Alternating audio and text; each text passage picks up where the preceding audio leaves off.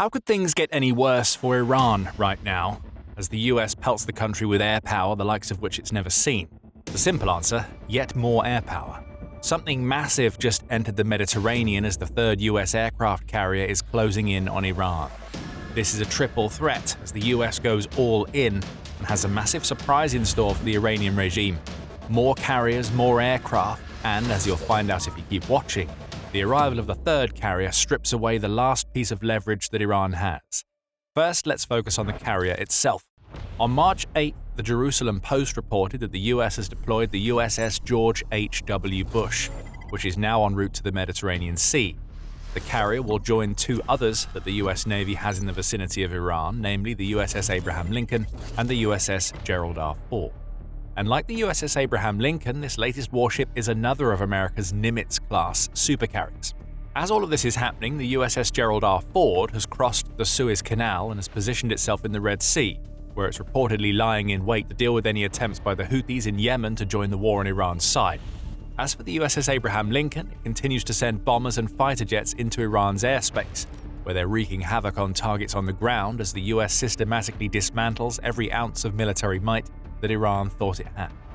Returning to the USS George H.W. Bush, the carrier has been deployed following the completion of a series of pre-deployment exercises that readied it for the tasks that lie ahead.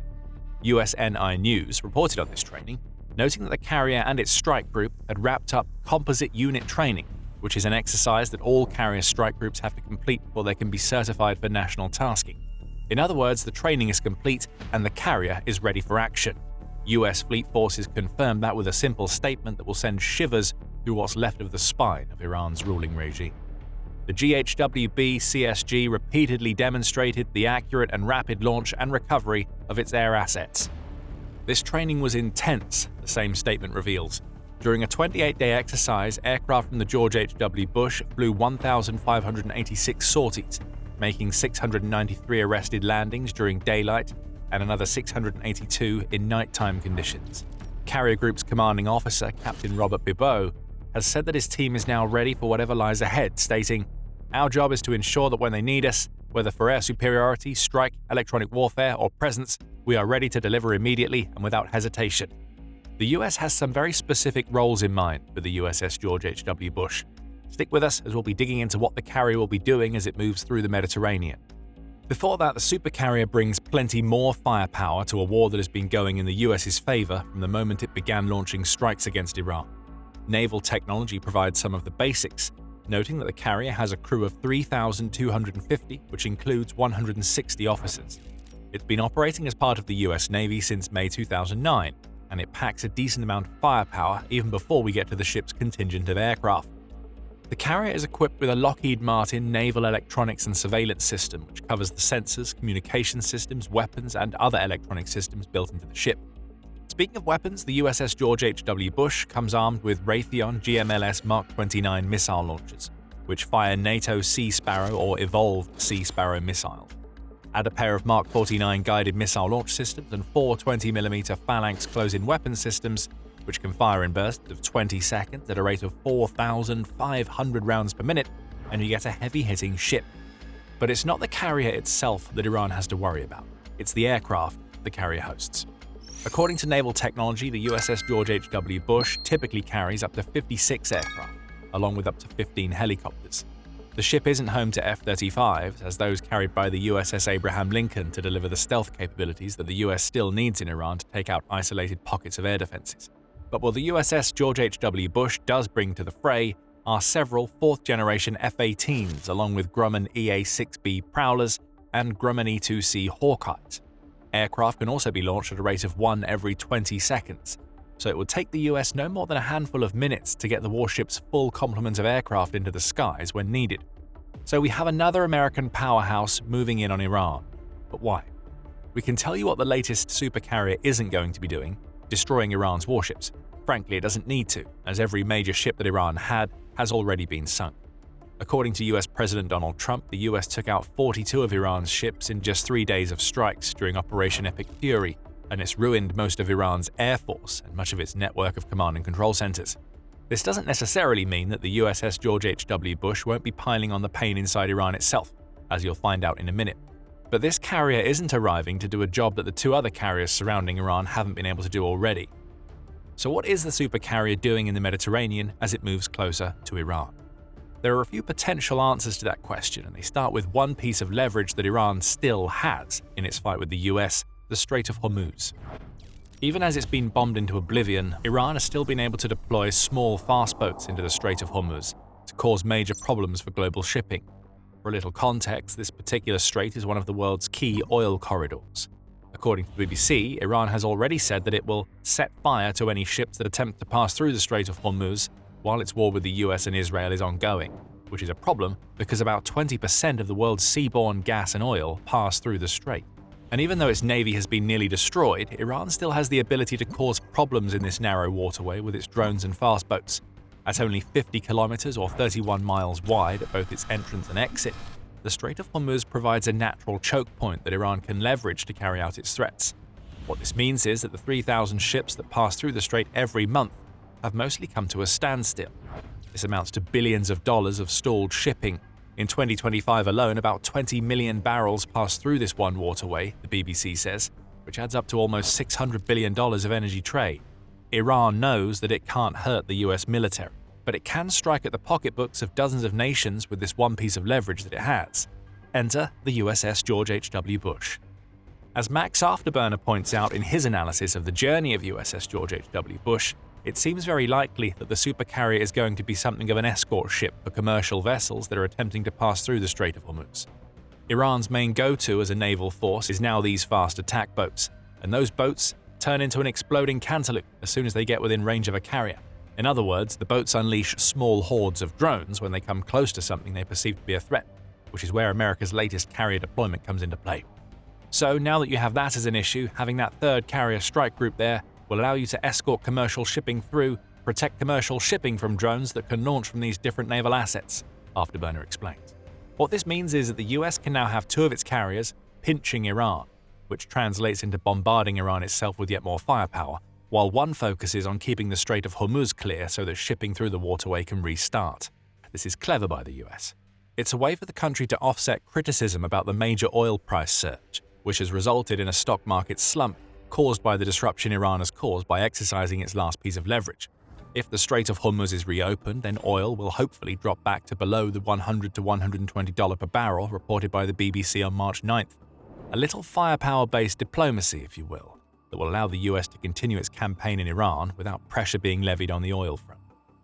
However, the USS George H.W. Bush can do a lot more than protect the Strait of Hormuz. But before we dive deeper into that, this is The Military Show, and we bring you the full picture, not just the headlines. Hit subscribe if you haven't already to ensure that you're always ahead of the curve. Now, one of the other things that this new supercarrier brings to the war in Iran is the transformation of what was already the largest deployment of US air power to the Middle East since the 2003 Iraq War into an overwhelming force against which Iran has no chance of fighting. Afterburner says as much in his analysis, stating, "This triple carrier punch, one of the biggest concentrations of American naval air power in modern times, combined with the massive amount, hundreds of Air Force fighter jets and bombers in the region, means overwhelming strike capacity raining down on Iran's missile sites, command bunkers, and what's left of their navy at this point. That isn't good for Iran. What the arrival of the USS George H.W. Bush in the Mediterranean signifies is that the US has the ability to create what amounts to new military bases where bases aren't already present for the country. Part of Iran's strategy has been to strike US bases throughout the Gulf region, which is a desperate move, as we'll explain later. But with aircraft carriers, the US has what are essentially mobile bases loaded with defenses that Iran finds much more difficult to hit. A third American carrier arriving in Iran's proximity adds up to yet another moving target that can also launch enormous amounts of air power at a country that has already seen its warfighting capacity diminished to near non-existence. Let's come back to Afterburner's comments about overwhelming strike capacity. Iran will feel like it's dealing with that already. On March 6th, the Times of Israel reported on comments made by the IDF's Chief of Staff, Lieutenant General Eyal Zamir, who said that the waves of strikes already unleashed against Iran had taken out 80% of the nation's air defenses and about 60% of its missile launchers. Though the threat hadn't yet been completely removed, Zamir cautioned, Iran has been severely weakened. We see that in the decline in Iran's offensive output since the first day of the war. What started as an attempt to project power through drone and missile launches has fallen off drastically. According to Admiral Brad Cooper, who leads the US forces in the Middle East, Iran's drone launches had fallen by 83% by March 5th, compared to the first day of the war. Ballistic missile launches had declined even further, dropping by 90%, which aligns with Zamir's claims that the US and Israel have been systematically destroying Iran's ability to fight back. Add the loss of untold numbers of command and control centers, which only makes it harder for Iran to fight back due to a lack of logistical support and instructions being passed down the line, and you get a force that barely justifies the use of the word. Iran will be wondering how it could possibly get any worse than it already is. The USS George H.W. Bush provides the answer. Beyond snatching away Iran's leverage in the Strait of Hormuz, the arrival of this carrier in the Mediterranean amounts to the US taking the gloves off, Afterburner claims. He adds that we're now moving into Phase 2 of the US plan for Iran after a devastating first week that has already crippled the country. With a third carrier in play, the US is setting up for the long game, as it's now given itself the ability to rotate and rest. The setup boosts the ability of the US to rotate in assets and keep these fighter jet waves fresh, as 3,000-plus targets have been hit so far in the war, Afterburner declares. Keep that number in mind, we'll be coming back to it soon. But what Afterburner is saying here is that the USS George H.W. Bush is a signal to Iran that there will be no respite.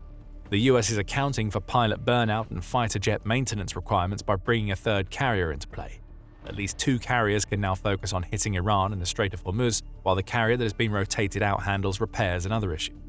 As soon as the rotated carrier is ready, it's back in the game, either adding to the firepower of the 2 carriers already in play or providing an opportunity for another carrier to switch out. Trump has already said that he anticipates the war in Iran to last for 4 to 5 weeks, and perhaps even longer than that. Bringing another supercarrier and the air power that it brings with it into the fight is how the US ensures that it can keep up the same level of pressure that it has exerted thus far on Iran, and the US can do just that. We mentioned earlier that the USS George H.W. Bush doesn't carry F-35s. Most of its fighter jets are F-18s, which aren't stealthy. Naturally, sending those types of jets into a country when the US doesn't control the skies would be risky, but there is very little risk left. According to some, the US doesn't just have air superiority in Iran, it has air supremacy, which means that its fighter jets can fly around and bomb whatever they like, almost at will. The only thing that the US has to worry about now is small pockets of Iranian air defenses that have likely been cut off from the command and control centers that the US and Israel have spent over a week bombing into oblivion. Former commander of US Central Command, David Petraeus, says as much, telling The Hill, "We're not concerned really at this point in time about the air and ballistic defense of Iran. As long as you stay above heavy machine gun range, that means you can really just pour it on. Air supremacy has been achieved," he says. And that means the arrival of the USS George H.W. Bush makes perfect sense. The US doesn't need any more F-35s than it already has. The jets already deployed can do the stealthy job of taking out what's left of Iran's air defenses. That will leave the latest carrier group that has arrived to hit targets in Iran in the Strait of Hormuz with its 4th-generation fighters. This layered approach of stealth first and sledgehammer later is what has led to the number we asked you to keep in mind earlier. Do you remember it? 3,000-plus strikes carried out by the US so far, and according to Afterburner, the arrival of the USS George H.W. Bush in the Mediterranean could lead to thousands more in the very near future. And likely that number will double or triple here in the next week or so, Afterburner says, adding, "This will keep constant pressure on the regime." A mention of Iran's regime brings us to the final topic we'll cover in this video: what happens next. Right now, Iran is doing whatever it can to worm its way out of the situation that it's found itself in, though there are clearly internal fractures at play that are causing its responses to be mismanaged and confusing.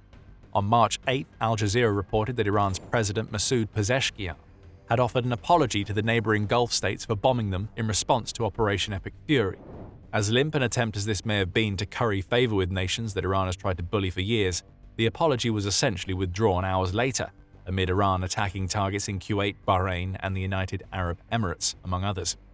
Right now it's looking like Iran doesn't know head from tail, and with the appointment of former Supreme Leader Ali Khamenei's second son, Mojtaba Khamenei, as the country's new Supreme Leader, it appears that fanatical devotion to the regime is still going to be demanded, though likely not achieved in Iran. Trump has already called that appointment unacceptable, which suggests that the US is going to keep hitting Iran hard. The new Khamenei will be on borrowed time, as it's difficult to see how he could achieve anything other than hiding in a bunker after his own country just painted a target on his back. Iran's ruling regime is clearly in shambles right now. As for the US, it's just going to keep going. Trump says that he's seeking nothing less than unconditional surrender from Iran's regime, with Bloomberg adding that the US president seems to have lost all interest in offering a nuclear deal as an off-ramp to Iran.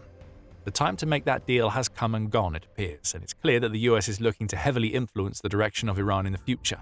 After that and the election of a great and acceptable leader, we and many of our wonderful and very brave allies and partners will work tirelessly to bring Iran back from the brink of destruction, making it economically bigger, better, and stronger than ever before, Trump declared in a March 6th Truth Social post, covering what he has planned once Iran's regime falls. So the arrival of the USS George H.W. Bush in the Mediterranean is a signal. Iran still isn't getting it yet. The US will continue the bombing and is building up its force to be even stronger. Right now, it looks like the only way out for Iran's regime is to move out of the way and let the US bring about the change in the country. Until that happens, the fourth-generation fighters on the latest supercarrier that the US has sent Iran's way will hit hard and fast, snatching away everything that Iran thought it could use to get its own way in this war. There is one man who will be watching these events unfold with abject horror: Russian President Vladimir Putin. He has been shaking in his boots ever since the protests that sparked everything we see now in Iran began, and there is a big reason why. If you want to find out what the reason is, well, you check out our video where we explain it. And if you enjoyed this video, make sure you're subscribed to The Military Show so you don't miss our reporting on the US and its war with Iran. And thank you for watching.